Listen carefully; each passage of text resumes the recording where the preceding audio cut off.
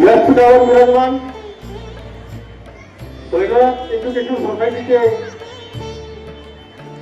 ज्येष्ठ संचालक आणि आमचे मार्गदर्शक आदरणीय लोंढे सर यांनी वेळात वेळ काढला आणि आपल्या कार्यक्रमासाठी आवर्जून उपस्थित झाले आणि आपल्याला नेहमी मार्गदर्शन करत असतात अशा या ज्येष्ठ पाहुण्यांबद्दल सर्वांनी शाळेच्या गजरामध्ये लोंढे सरांचं स्वागत करायचे बा.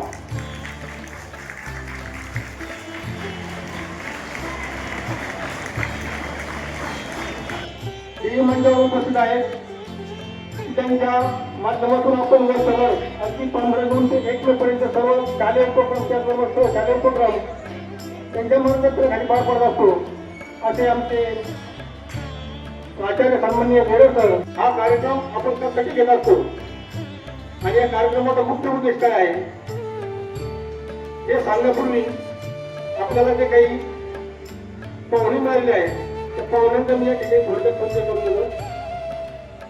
आज जे आपल्याला पाहुणे मिळाले आहेत त्यांचं नाव आहे डॉक्टर सुनीलजी लोंढे. त्यांचं मूळ गाव गंगाव असून ते विद्यमान आदर्श गावच्या गंगावरचे सरपंच आहेत.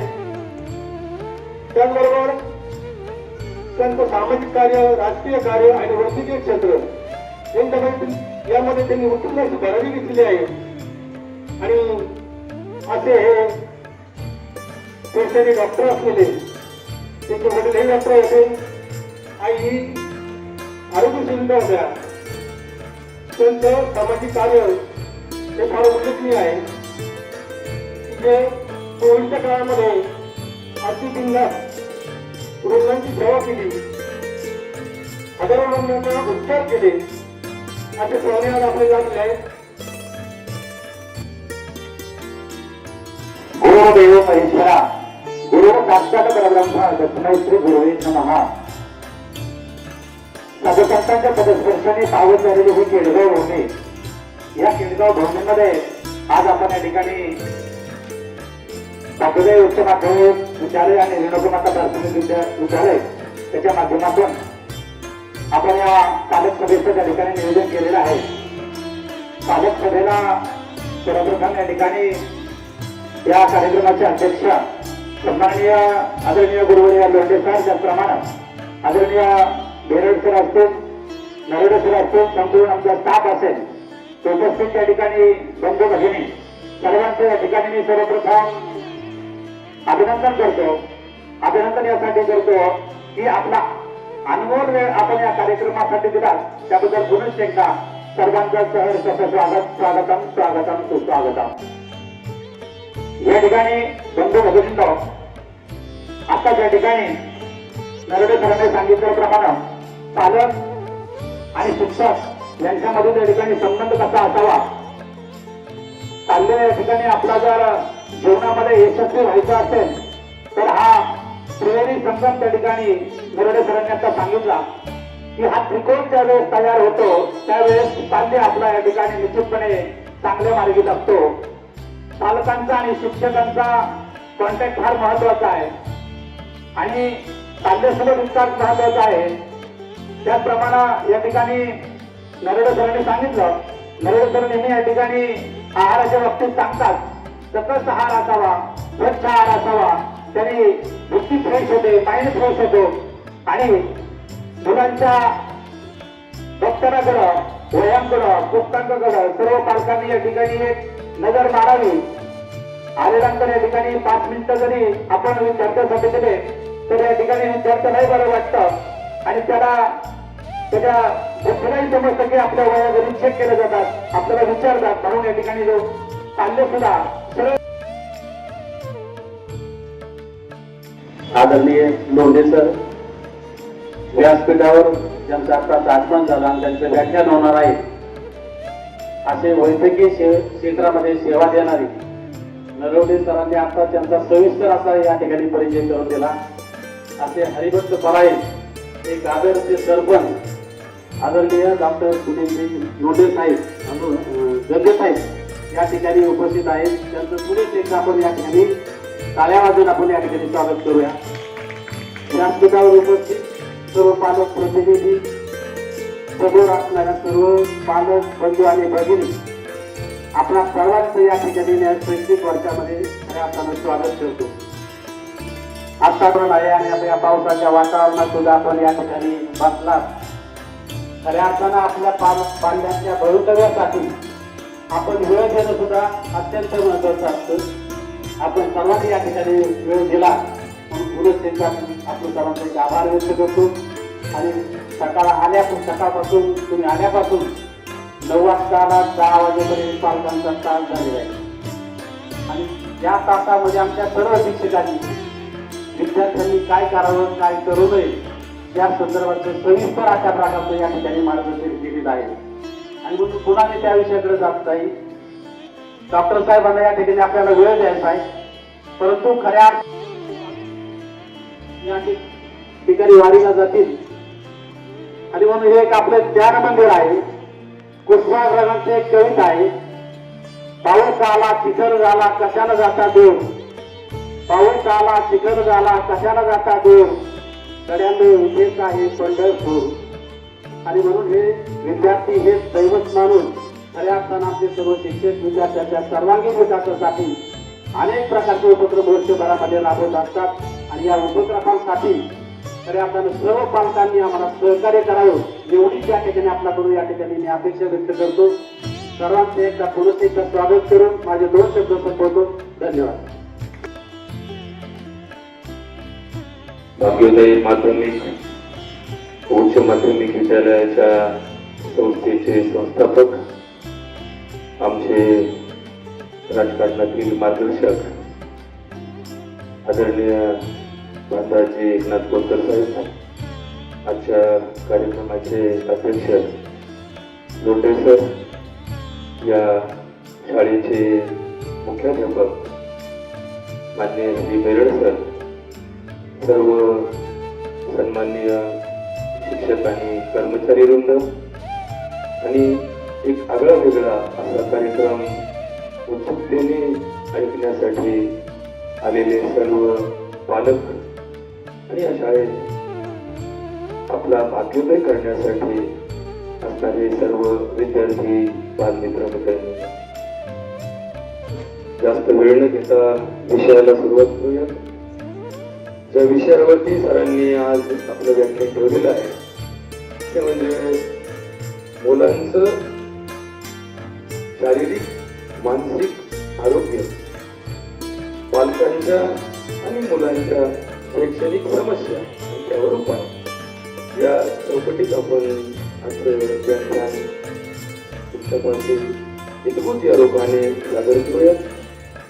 तुम्हाला एकच गोष्ट सुरुवातीला सांगतो की शाळा कुठेही भरू द्या, कोणत्याही देशात भरू द्या, कोणत्याही गावात भरू द्या, शाळेची सुरुवात ही विषयाच्या तासाने न होता प्रत्येक ठिकाणी शाळेच्या सुरुवातीला प्रार्थना घेतली जाते. त्या प्रार्थनेला जरी रोज म्हटलं गेलं तरी कोणत्याही परीक्षेला त्या प्रार्थनेला 1 मार्काचा प्रश्न सुद्धा येत नाही की तुमच्या शाळेची प्रार्थना लिहा, 2 मार्काचा प्रश्न असा पहिलीपासून तर ग्रॅज्युएट पर्यंत कधी प्रश्न विचारला जात नाही. तरी परंतु प्रार्थना मात्र रोज घेतली जाते. मग ती 3 कामाची आहे का? तिथं काही कामच नाही का? मग ती का घेतली जाते? जेवढाच वेळ जर एखादा विषय शिकवला तर 2 मार्क वाढू शकतील ना, पण नाही ना. कुठल्याही शाळेचा, हिंदूंच्या शाळेचा, ख्रिश्चनांच्या शाळेचा, इस्लामच्या शाळेचा, भारताच्या शाळेचा, अमेरिकेच्या शाळेचा, तुम्हाला प्रत्येक शाळा भरल्यानंतर प्रार्थना, प्रेम, दुआ हे केल्याशिवाय शाळेचे वर्ग भरत नाही. का बरं या गोष्टीला महत्व आहे? तर आपण जे काम करतो, अभ्यास करतो, शिकतो, शिकवतो, मुलांना लहानचं मोठं करतो, तर हे व्यक्तिगत आणि मतलबाचं काम नसून हे एक देवाचं काम आहे. म्हणून आपण त्याला मानतो. देवाच्या सेवेसाठी, देवाची भक्ती करण्यासाठी केलेलं काम आहे. आता हे थोडं कळायचं नाही तुम्हाला समजून सांगतो. आपण प्रत्येक शाळेला ज्ञान मंदिर असं म्हणतो, ज्ञान मंदिर असं म्हणतो. पण ज्ञान देणारं मंदिर. काही ठिकाणी भक्ताच्या नवसाला पावणारी देवी असते. मग ती देवी एकदा प्रसिद्ध झाली का लोक आपलं आंबेडकर नगरला जातात, देवीला जातात. माझ्या पोरीचं लग्न जमाना, देवी तुला गोटी खाना.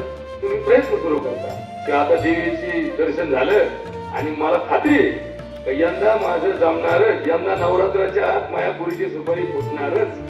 मग ती सुपारी काय देवी तुम्हाला पाठवून देते का? नाही, तुम्ही आता प्रयत्न करता आणि मग तुमचं लग्न तुमच्या प्रयत्नाने जमलं का? तुम्ही बघा मी तुला काय म्हणले होते, तुम्हाला आता नवऱ्याला अरे तुला म्हणायची सवय लागली म्हणून काय म्हणले तुम्हाला मी का माझ्या पोरीचं जमणार देवीची, माझ्या बाप दाद्यापासून देवीवर आपली काय श्रद्धा आहे. आणि भगवद्गीतेमध्ये एक श्लोक सांगितला, श्रद्धावानम लभते ज्ञानम. श्रद्धेवानाला ज्ञान मिळतं, बाकीच्यांना मिळत नाही. वर्गात 100 मुलं बसले, 100 मुलांना सरांनी एक तास शिकवलं. त्याच मुलांच्या डोक्यात बसलं की ज्यांची श्रद्धा आहे मनापासून ऐकलं. नाही तर पोरं काय बघायचं तिथं आज कोण बोलले काय आतमध्ये कोण वाटत, पण मला काय कळा ना काहीतरी घोटाळा झालाय. मग आता नेमकं लक्ष कुणाकडे असलं पाहिजे? जसं ते द्रौपदीचा स्वयंवर होता आणि द्रौपदीला काय ठेवली तर वर एक सिंक लटकवलं, त्याच्यामध्ये पाण्यात मासा ठेवला आणि त्या माशाचा एक डोळा उडवायचा ठरला. आता मग राजाचा माशाचा लग्नाचा काही संबंध आहे का? पण क्षत्रिय धर्मामध्ये धनुर्विद्या ही श्रेष्ठ विद्या असते. जसं भाऊ तुमचं उद्या शिक्षणावरती लग्न जमवायचं ठरलं तर लोक ती मुलगी पाहिजे म्हणतात, डेड आहे का, जॉईन आहे का, खाजगीत आहे का, आमचं आहे का. आणि जर त्यांना वाटत असेल की आपल्याला नोकरीवालीच करायची तर तुमची फार हिरोईन असू द्या, ते नाकारतात. आणि त्यांना जर लक्षात आलं की आपण म्हणतो तशी जॉईन आहे, ही सरकारी नोकरीला आहे, तिला आता शिक्षक पदवी मिळाली, मग ती कशी का असना त्यांना डोक्यात बसली तर ती करून घेतात. तसं हे क्षत्रिय धर्मामध्ये रूपापेक्षा ज्ञानाला आणि विद्येला किंमत असते. मग ते अनेक राजकुमार आले, काही लोक म्हणायचे किती महाल भारी आहे, किती सुंदर आहे द्रौपदी. काही लोक म्हणायचे किती मोठी गर्दी आहे, इथे इतकी स्पर्धा आहे, एवढ्या एकच नवरदेव निवडायचा, आपला पाव नंबर लागायचा. आणि मग लोक विचारायचे करता करता त्या अर्जुनाला विचारलं, भाऊ किती गर्दी आहे? तो म्हणतो मला काही दिसत, मला फक्त त्या माशाचा डोळा दिसतो. त्या माशाला किती डोळे ते सुद्धा मी बघितलं नाही, त्याला शिफ्टी आहे का नाही मला माहित नाही. मला फक्त एकच माहिती, त्या माशाला डोळा एवढं व्हायचा. आणि मग त्याने ते बरोबर कार्यक्रम साधला, त्याचा डोळा ओढला. त्याचा अर्थ काय की तुमची एकाग्रता ही असल्याशिवाय तुम्हाला किती शिकवलं तर तुमच्या लक्षात राहणार नाही. आणि तुमची एकाग्रता असेल कोणताही शिक्षक तुम्हाला चुकीचं शिकवणार नाही. कोणताही शिक्षक सिलेबसच्या बाहेर अभ्यासक्रमाच्या स्वरूपाला धरून ठीक आहे, प्रत्येकाची कला वेगळी असते. जसं एखाद्या गाडीला ड्रायव्हर असतो, मग काही ड्रायव्हर लोक हळूहळू चालतात, कोण सुरक्षित चालतात. काही लोक म्हणतात तुम्हाला 1 तास द्यायचं का, चला चला चला तुम्हाला नेऊन सोडतात. तुम्हाला भीती वाटते, अहो हे तासाच्या नादात आपण मरायचो, तुम्ही काळजी करू नका, मी केवळ घरी चालवीत आलो. तसं शिक्षण हे सुद्धा एक कला आहे, शिकवणं ही कला आहे. आणि ती काय एका रात्रीतून बीएड झालेल्या माणसाला अवगत होत नाही. आणि 1 वर्ष तपश्चर्या करून शिकून आपल्यातले दोष घालून आपल्यातले गुण वाढवून हे शिक्षक लोक तयार झालेले असतात. यांची तपश्चर्या असतात. इथं बरेचसे शिक्षक रिटायरमेंटला आलेले असतात. आपले नरोडे सरांचे वडील मला मराठी शाळेत शिकवायला होते, ते आमच्या हाताखाली होते आणि आमचे वडील त्यांना शाळेत शिकवायला होते. म्हणजे आमचं असं 4 पिढ्याचं शिक्षणाचं नातं आहे. सांगायचं तात्पर्य काय, शिक्षण आपण आज ज्या पद्धतीने समाजामध्ये प्रचारित झालं त्या पद्धतीने कधीही मुलं सुधारणार नाही. तुम्ही म्हणले ना तुला 12वीला 90 मार्कच पडले पाहिजे, त्याच्या हातात आहे का प्रश्नपत्रिका कोणती निघते? आता तुम्हाला ते नीटचं सांगतो की आली परीक्षा झाली, बऱ्याच मुलांना त्यावेळेस टेस्ट वरती 650 मार्काचा अंदाज होता. आता तिकडे कुठं काय लफडं झालं, लफडे चालू झालं सगळं, त्या लफड्यात परीक्षा अडकली, परत परीक्षा झाली.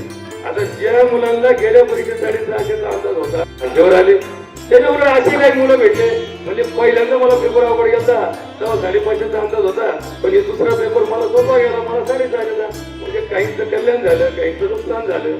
हे प्रत्यक्ष तुमच्या प्रत्येक ज्ञानावरच अवलंबून असतं असं नाही तरी किती काय राहील, पेपर कोणता येईल, तुमचं वाचन कोणतं असेल, तुमच्या वाचनातल्या पेपर मध्ये किती प्रश्न येतील, तुमच्या बरोबर स्पर्धेला अजून किती लोक असतील, या दिवशी तुमची शारीरिक स्थिती कशी असेल, या दिवशी तुमची मानसिक स्थिती कशी असेल, या दिवशीचं वातावरण कसं असेल. आता बघा वातावरण कोणता दे आता आहे की ऊन नाही तर ऊन पडली सर तुम्हाला सत्य सांगते पावसात पुढे सोडून दे.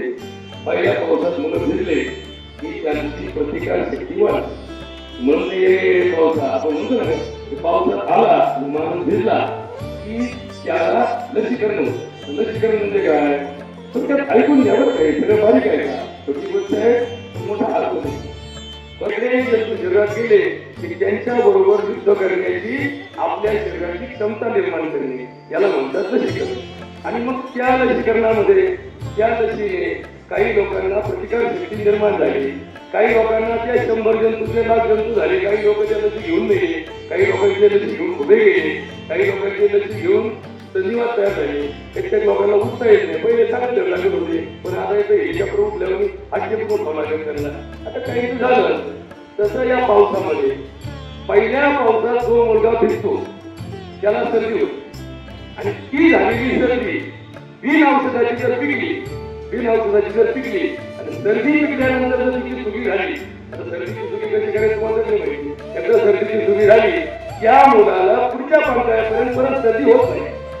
आता हे तुम्हाला म्हणाला तुम्ही काय सांगितलं, तुम्ही तर उलट म्हणता सर्दी होत. हे मला की आमच्या डॉक्टरकडे डॉक्टर साहेब माझ्या एकुलता एक मुलाला एकुलता एक थेंब नाकात आला, त्याला देता का आम्ही 200 रुपये घेतो, त्याला नाकात औषधा वाघ हे आमचं तरी पण थोडं सोडायचा. हे पोरग तात्पुरतं बरं झाल्यासारखं वाटतं पण त्याची प्रतिकार शक्ती कमी होते लक्षात ठेवा. आणि मग त्याला औषधाशिवाय जगलंच नाही त्याचं. मग चालूच आहे. पहिले आमच्याकडे 4 गावात माझ्याकडे वापसीचं मशीन होतं, नंबर लागायची वाप घ्यायला. तर एकेकाच्या घरात 4 मशीन आहे. म्हणजे माझ्या थोरल्या पोराला मशीन आणली, धाक्याला सेपरेट आणली, आईला आणली, बायकोन आणली, सगळ्या गावालाच मशीन आणलं. आला मशीनीवरती गावालं आणि माणसं आपलं स्वतःचं अस्तित्व परावलंबी करून घेतो. स्वावलंबित्व हे तुमच्या यंत्रयुगामध्ये नाही. स्वावलंबित्व हे तुमच्या हवामानाची तुम्हाला समरस होण्यात आहे. उन्हात पोरग तापलं तुम्ही म्हणाल उन्हात तापलं म्हणून आजारी पडलं. तुम्हाला एक गोष्ट शास्त्रज्ञाने लावलेला शोध सांगतो. तुम्ही जरा बारीक आहे का बरं, उगाच तुम्हाला काही महत्वाच्या गोष्टी.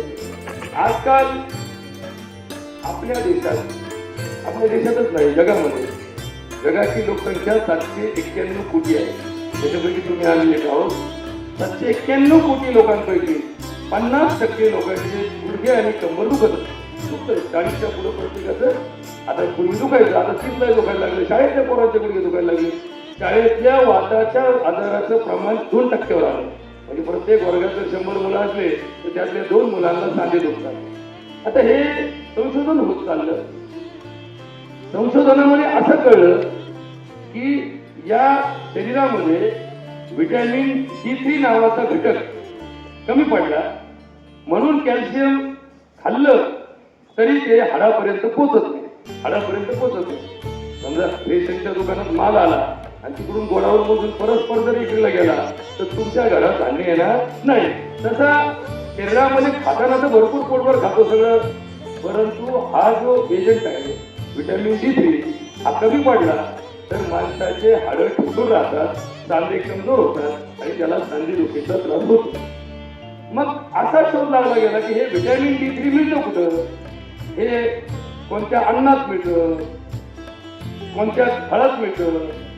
तर शोध असा लागला की व्हिटॅमिन D3 हे दुपारी 12 ते 3 या वेळेत असणाऱ्या सूर्याची किरण ज्याच्या उघड्या डोक्यावर आणि उघड्या अंगावर पडतील त्याला जे मिळतं. बरोबर, उघड्या डोक्यावर आणि उघड्या अंगावर हे किरण पडले तरच हे व्हिटॅमिन D3 मिळतं. आता हे सांगायला काय मी काय तुम्हाला एखादा अभ्यास करून हे संशोधन सांगितलं. मग जर तुम्हाला व्हिटॅमिन D3 मिळवायचं असेल तर तुम्हाला उन्हात काम केल्याशिवाय पर्याय नाही. आपण सगळेजण सावलीत काम करायला लागलो म्हणून आपले गुडघे कमजोर झाले. आणि हीच परंपरा मुलांमध्ये परिवर्तित झाली. मुलांना इंडोर गेम वाढले, आउटडोअर गेम पण झाले. बाहेर कुस्ती खेळले, बाहेर क्रिकेट खेळणे त्यांच्या शरीरात व्हिटॅमिन डी ची वाढ व्हायची आणि म्हणून ते निरोगी होते. आता आपण फक्त फॉर्म्युले आणतो, टॉनिकच्या बाटल्या आणतो, आपल्या घरामध्ये स्वयंपाकघरात आपले स्वतःचे असणारे स्वयंपाकाचे सामान कमी असतात, परंतु आपल्या घरामध्ये इतके असतात की जेवणाच्या आधी हे घ्यायचं, जेवण झाल्यावर हे खायचं, मध्ये हे करायचं, झोपताना हे घ्यायचं, उठताना हे घ्यायचं. म्हणजे पहिली लोक उठताना देवाचं नाव घ्यायचे, झोपताना देवाचं नाव घ्यायचे. आता उठताना झोपताना बसताना लोक डॉक्टरचं नाव घेतात, अरे त्यांनी हे दिलं ते खावं लागेल, ते खावं लागेल. म्हणजे ह्याच्यावरती आरोग्य फार अडचणीत सापडलं. तुम्ही भाग्योदय विद्यालयाचे विद्यार्थी आहात, तुम्हाला दोन गोष्टी मी सांगतो की कोणताही अभ्यास मुलाच्या क्षमतेवर अवलंबून असतो. एखादा मुलगा खेळामध्ये प्रवीण असेल तर इंग्रजीत कच्चा असतो, एखादा मुलगा इंग्रजीत पक्का असेल तर मराठीत कच्चा असतो. मी आतापर्यंत अनुभव पाहिला, इंग्रजीमध्ये 100 पैकी 100 मार्क मिळणार नंतर त्याला लक्षात आलं की प्रत्येक विषयाला महत्व असतं. आपण विनाकारण एखाद्या विषयाला महत्व देतो आणि काही विषयाचं महत्व कमी करतो. खरं तर नागरिक शास्त्र, इतिहास, भूगोल, मराठी, व्याकरण, भाषा हे विषय व्यावहारिक विषय आहेत आणि व्यावहारिक विषयाचं महत्व शाळेमध्ये जास्त नसतं. लोकांना असं वाटतं की नागरिक शास्त्र काय, त्याला फक्त प्रश्नोत्तर पाठ करायचे आणि तेवढ्यावरती अवलंबून आहे. पण नागरिक शास्त्र हे खरं आपल्या भारतातलं मूळ व्यावहारिक शास्त्र आहे की ज्या शास्त्रावर आपला दैनंदिन व्यवहार चालतो. इंग्रजीवरती आपलं काही चालत नाही. इंग्रजी आली काय नाही आली काय, इथून पाठीमागे इंग्रजीच होती असं नाही. इंग्रजी ही भाषा आहे आणि भाषा हे माध्यम आहे. माध्यमाला महत्व नसतं, शेवटी महत्व असतं त्याच्यामध्ये असणाऱ्या विषयाच्या आशयाला. आणि म्हणून एखादी स्टोरी इंग्रजीमध्ये ऐकली काय आणि ती स्टोरी मराठीत ऐकली काय, ती कहाणी मराठीत ऐकली काय, त्याचा जो उपदेश आहे तो सारखा असतो. परंतु आपण ते एखादं पोरगं आजी म्हणते म्हणजे पप्पा नो पप्पा, आता या आजीला कळत नसते याचा अर्थ काय होतो. आणि तेच मराठी मिडियमचं पोरगं म्हणतो या रे सारे या आजी म्हणते याचं काय मला येतं. म्हणजे आजीला जे येत नाही ते खूप चांगलं आणि आजीला जे येतं ते हलकं, असा तो काही समज करून ठेवला ना, हा डोक्यातून काढून टाका. मीडियम कोणतं आहे याला महत्व नसतं, त्याच्यामध्ये असणाऱ्या शास्त्राला किंमत असते. आणि तुम्हाला कदाचित एक गैरसमज दूर करतो की जसं वैद्यक शास्त्राला मेडिकल सायन्स म्हणतात, अभियांत्रिकी शास्त्राला इंजिनिअरिंग सायन्स म्हणतात, जसं एखाद्या बिल्डिंग कन्स्ट्रक्शनला सिव्हिल इंजिनिअरिंग सायन्स म्हणतात, तसं शिकवण्याला सुद्धा शिक्षण शास्त्र म्हणतात. काय म्हणतात? शिक्षण शास्त्र, एज्युकेशन सायन्स. म्हणजे हे सगळे शास्त्र शिकलेले. एखादी शिक्षिका डीएड झाली, डिप्लोमा इन एज्युकेशन सायन्स, बरोबर, बीएड झाली, bachelor in education science, MA म्हणजे मास्टर इन एज्युकेशन सायन्स. म्हणजे थोडक्यात शिकवणं हे सायन्स आहे. आता सायन्स का बरं आहे? मराठी शिकवणाऱ्या शिक्षकाला सायन्स का म्हणायचं? तर शिकवणं ही एक शास्त्रीय पद्धत आहे आणि ती शास्त्रीय पद्धतीने केली तरच मुलांचं शिक्षण होतं. आता बऱ्याच वेळा असा एक अनुभव शाळेमध्ये आम्ही ऐकतो. एक सर होते, एक सर इतके भारी शिकवायचे की सगळे पोरं त्या विषयात पारंगत होते. आम्ही आता ऐकतो स्टोरी, आपले भाऊ ते सगळे भारी होते आणि मग ते संस्थेला आम्ही सांगितलं त्याची बदली कॅन्सल करा. आता तेही बीएड होती, ही बीएड त्यांची बदली झाली तेव्हा ते एखाद्या जागेवर आले असतील, हे शिक्षक तिथं शिकायचे. कोणता पोरगा टोका आहे, कोणता पोरगा सिन्सिअर आहे, कोणता पोरगा खोटं बोलतो, कोणती पोरगी स्वतःची टायमिंग मारते, बस कमी येत असतो. पण जेवढं येतं ना तेवढं म्हणजे ती तिची स्वतःची पॉलिश करतात. पॉलिसी असे पॉलिश कोण करतं, बरोबर सगळं येत असून असे काही लोक असतात की प्रसिद्धीचा मोह नसतो वर्गामध्ये पोरं लहानपणापासून. काहींना प्रसिद्धीचा मोह असतो, कुठे आला की मास्तर आपल्या शुक्रवार त्याला उठवतो, त्याला शायनीमध्ये उठतो, त्याचे 2च वाक्य पाठ असतात, तिसऱ्या विचारात त्याचं पाठ नसतं. म्हणजे 2 वेळा भागून घ्यायचं आपली सवय लागली ना. 35 मध्ये पास करणाऱ्या देशाला कधीच कल्याण होणार नाही. या देशाला जर तुम्हाला भरवायचं असेल तर 65ला पास करा, 65% कमी पडलेले नापास करा ना. काय फरक पडतो? एवढी बुळबुळ झाली, क्वालिटी भरपूर वाढवा, क्वांटिटी कमी करा. सगळेच पुढे लागले, तू पुढे गेलेच पाहिजे असं काही नाही. आमच्या काळात आली नापास होती, फार मोठी गेली होती, मॅट्रिक फेल म्हणायची त्याला. आता मॅट्रिकला कोणी फेलच होत नाही. 9वी पर्यंत नापासच होत नाही. जर नापासच झाले नाही तर कोणाला परीक्षेची किंमत आहे? परीक्षेला गेले काय नाही गेले काय? मग म्हणलेले आमच्या मामाचं जागरण होतं आणि मग त्या दिवशी आम्ही नाही गेलो. आमच्या कोणाला करायचं घरी घेऊन असे निर्णय आले पोरं कोणा जागरण खा घेणारे आहेत, कोणाच्या गडगडे खा घेणारे आहेत. जाऊ शाळेत नाही आली तुझ्या त्यांची गडगड होतं आमच्या बापाचं. आता तुमच्या बापाने शिकवलं गडगड खाऊन तुम्हाला कळलं पाहिजे की या वयात जर अशा पद्धतीने आपण मुलांवर संस्कार केले नाही तर मग सकाळचे झाले काम जाऊ म्हणजे डॉक्टर साहेब काम होत मला काय आजारी तर ते आमचं ते पाहुणे कार्यक्रम होता मग मी गेलो. सरांनी सांगितलं सर्टिफिकेट घेऊन. आता सरांचा सर्टिफिकेटचा डॉक्टरचा तुझा संबंधही नाही.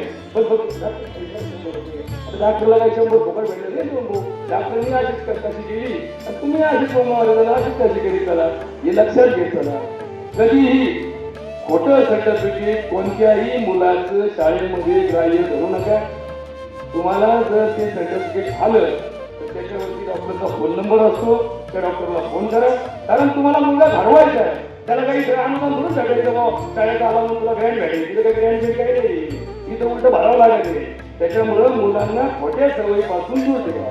तुम्ही केलं तुमच्या काळात केलं तुमचं जिरलं तुमचं निपटलं. आता इथून पुढं निपटणं अवघड आहे. मुलांना जर एक खोटं बोलायची सवय लावली ते मुलगा आयुष्यभर त्याच्या झाली लागतं आणि त्याला वाटतं भागलं 100त भागलं. डॉक्टरला वाटतं जाऊन सकाळपासून झालं चला 100 ते 100. ही सवय सगळ्याला जी लागली ही शिक्षण पद्धतीची सगळ्यात घातक सवय.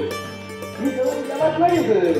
माझ्याकडे अनेक न्यायाधीशाची फोन येतात. न्यायाधीशाची डॉक्टर साहेब आता न्यायाधीश तो न्याय करतो त्याला पण मदतीची गरज आहे. त्याला पण हक्काचा राजा मेडिकल राजा या देशात प्रत्यक्ष आजारी फार कमी असतात.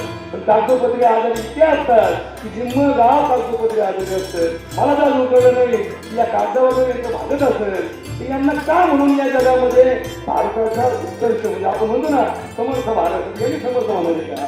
त्याच्यामुळं नीट लक्षात ठेवा मुलांना शाळेतून शक्यतो घरी ठेवण्याचं प्रमाण इतकं कमी करता येईल. अरे मी पाहिलं एक मुलगा त्याच्या सख्या बहिणीचं लग्न होतं आणि सकाळी शाळेमध्ये ट्युटोरियल होतं. तो मुलगा शाळेमध्ये 8 वाजता आला 6 वाजेपर्यंत शाळेत बसला. म्हणलं तुझ्या बहिणीचं लग्न आहे ना आणि त्याच्या पाहुण्याला ती पोरं लागण्यात लागत होती आणि ती पोरं म्हणून नाही मला सकाळी ट्युटोरियल आहे ट्युटोरियल देणार आहे. लग्न 12:30चं आहे. मी गेलेली काही कोणाचं काही आडणार नाही. पण मी 11:30 वाजता जाणार आणि ते पूर्ण 10:30 पर्यंत शाळेत बसलं आणि ट्युटोरियल दिलं. ते ट्युटोरियल कोणासाठी दिलं? सरांसाठी नाही पालकांसाठी नाही आपलं आत्मपरीक्षण करण्यासाठी ट्युटोरियल असतं.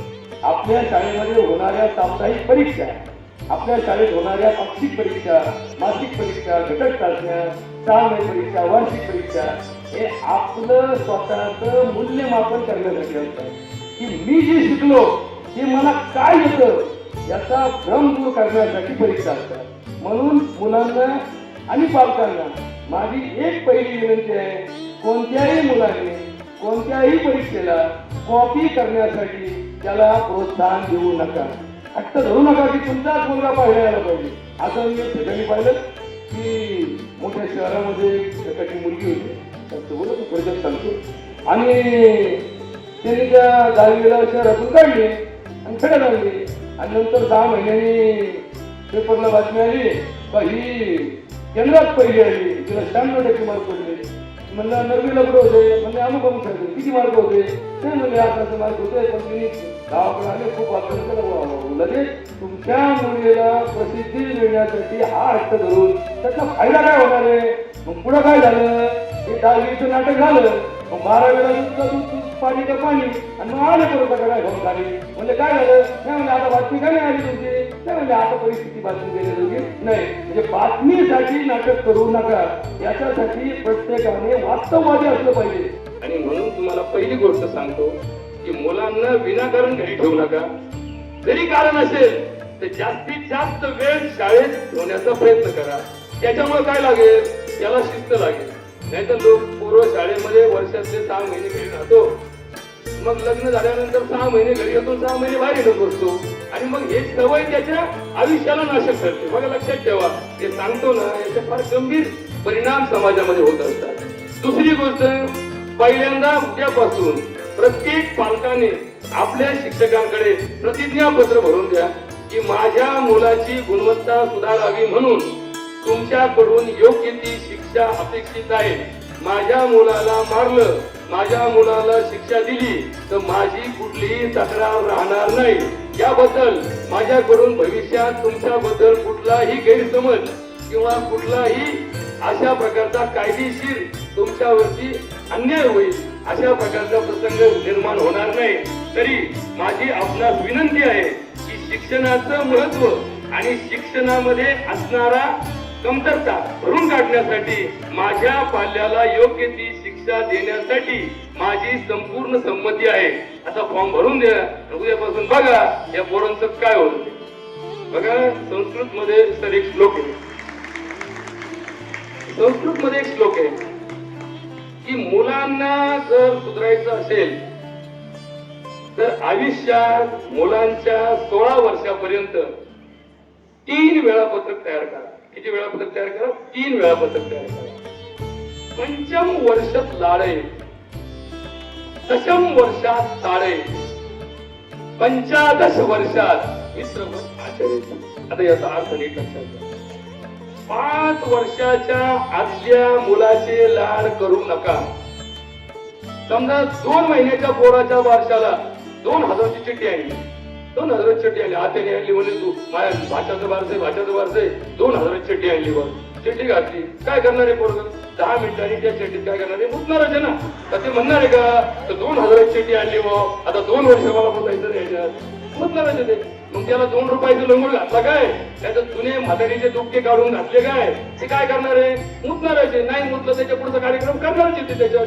म्हणून नको तिथं पैसे घालीत बसू नका.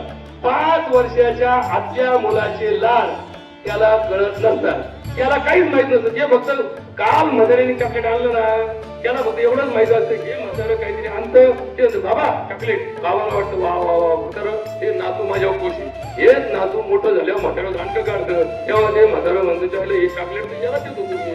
म्हणून 5 वर्षाच्या आतल्या मुलाचे लाड करायला पैसे घालू नका. त्याचे कपडे अत्यंत साधे ठेवा.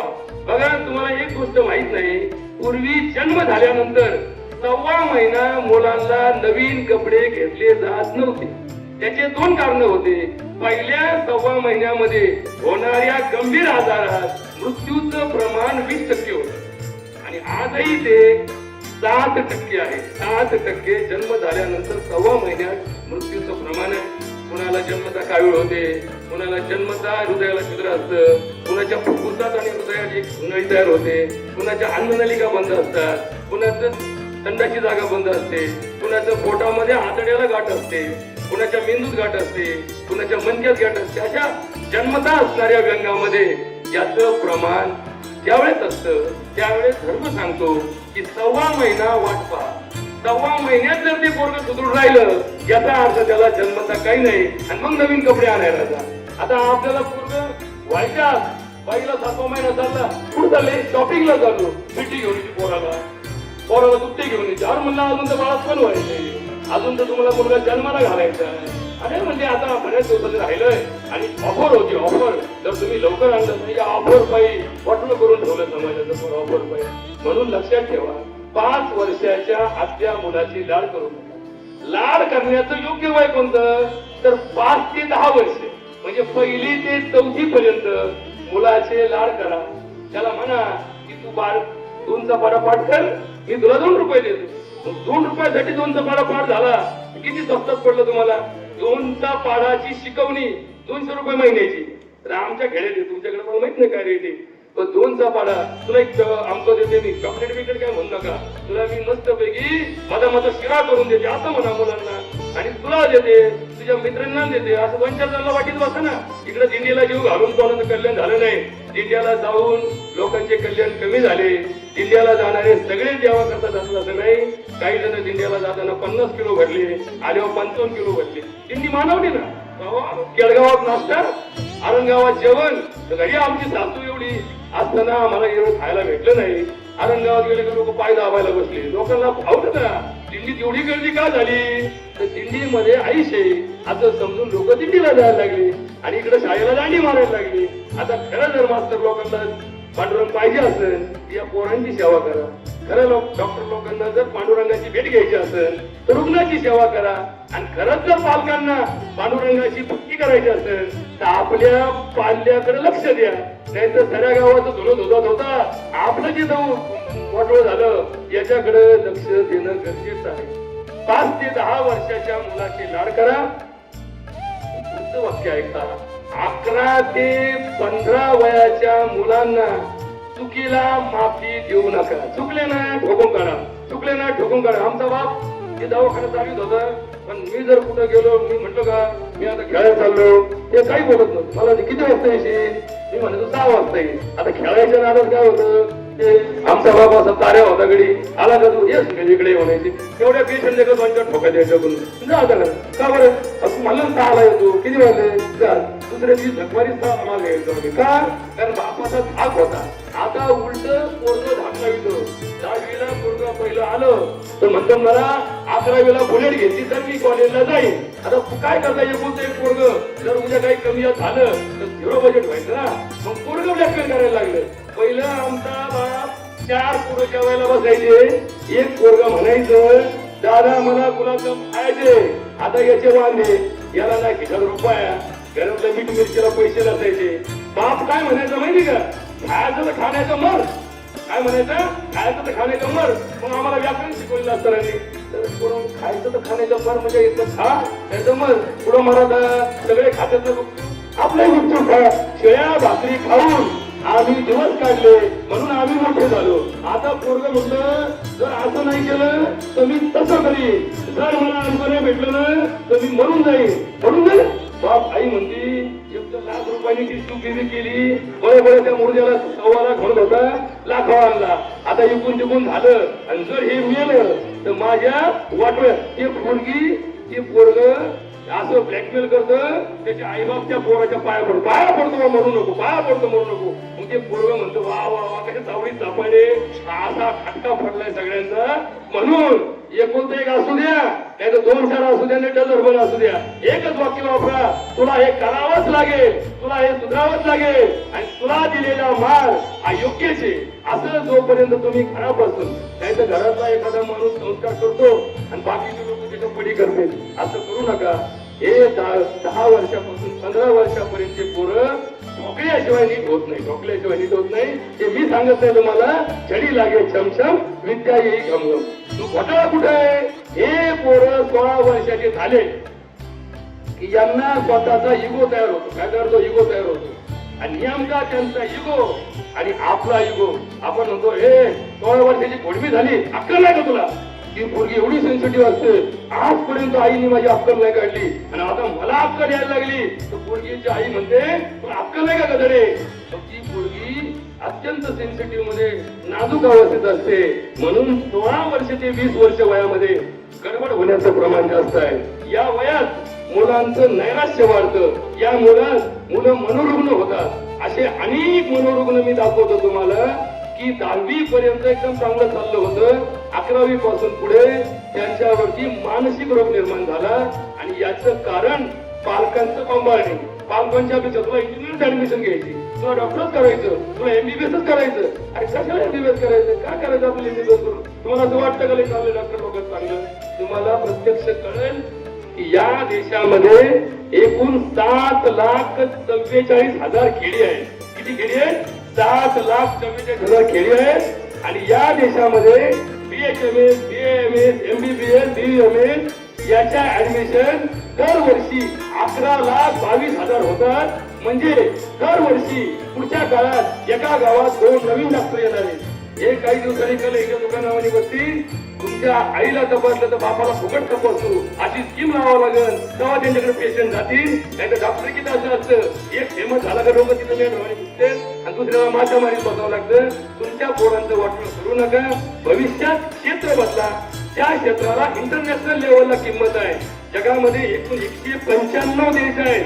या 195 देशामध्ये आज IT क्षेत्रामध्ये AI क्षेत्रामध्ये भारताच्या इंजिनियरला, भारताच्या शास्त्रज्ञाला डिमांड आहे. जर तुम्ही डिमांड पाहिली तर तुमचा मुलगा जर खेडगावातला आहे आणि तो जर AI इंजिनियर झाला तर त्याला आज अमेरिका महिन्याला 10 लाख रुपये देऊन बोलू शकते. तुमच्या गावातला गल्लीतला पेशंट तपासून डॉक्टरला 10 रुपये देणार नाही. उलट म्हणून तुझ्याकडे कुत्र येत नव्हतं, मी आलो, तुझी इज्जत वाढली, तुला रुपया द्यायचं नाही. हे इथून पुढच्या काळामध्ये इतकं सोपं राहिलेलं नाही. स्पर्धेच्या युगामध्ये काय करावं? पूर्वीच्या काळी डीएड कॉलेज एवढे होते की लोक डीएड कॉलेजला डोनेशन भरून जायचे. आज डीएड कॉलेज बंद झाले कारण डीएडचं डिमांड बंद झालं. मग बीएड कॉलेजला डिमांड आलं. आज बीएड कॉलेज बंद झाले. आज मेडिकल कॉलेज सुरू झाले.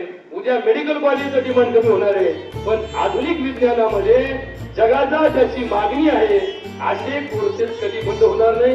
मी जर मुलांना जर कोणी मला विचारलं माझ्या मुलाला MBBS चे मार्क नाही पण त्याला BMS करू का, मी त्यांना सांगतो BMS करण्यापेक्षा BSc नर्सिंग करा. BSc नर्सिंग झालेल्या मुलाला आज अमेरिकेमध्ये 5 लाख रुपये महिन्याची डिमांड आहे आणि माझ्याकडे 100 लोकांची मागणी आहे की 5 लाख रुपये पगार देतो BSc नर्सिंग झालेला एखादा मुलगा द्या. म्हणजे डॉक्टर पेक्षा नर्सला किंमत आली, नर्स पेक्षा कंपाऊंडरला किंमत आली आणि कंपाऊंडर पेक्षा स्वीपरला किंमत आली. एवढं सांगितलं ते डोक्यात घ्या. राहिलेला अर्धा भाग पुढे कधीतरी एकदा भाग. धन्यवाद.